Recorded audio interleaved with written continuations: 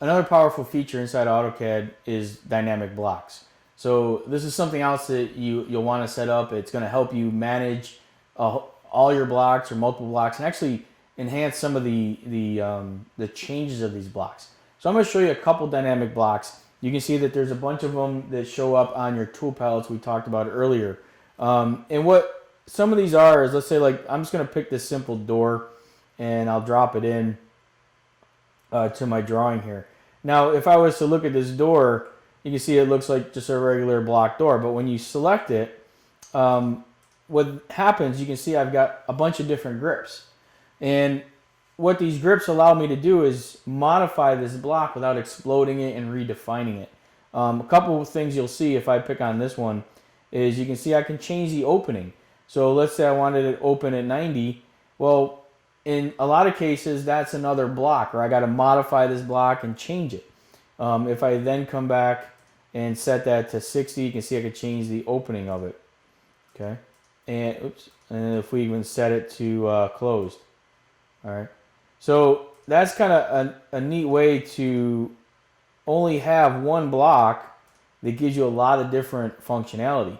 And then there's some other tools in here that let you change the direction of it, basically flipping it. And then even changing the size of the door. So let's go back this way.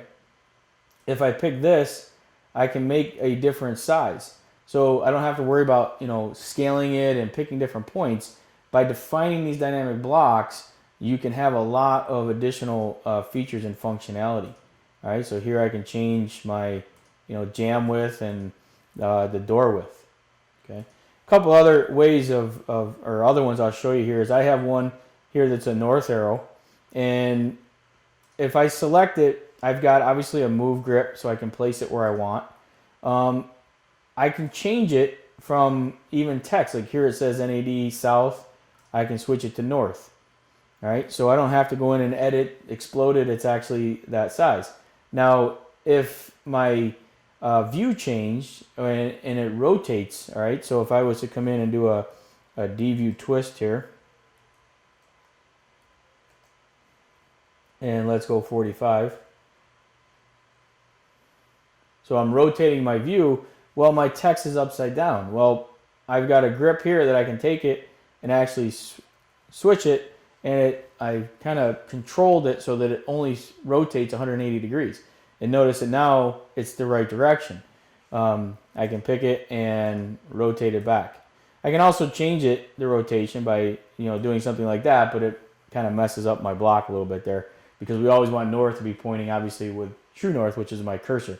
But you can make different blocks that do different things like this. So let me go back to D-view twist 0, setting it back to the way it was.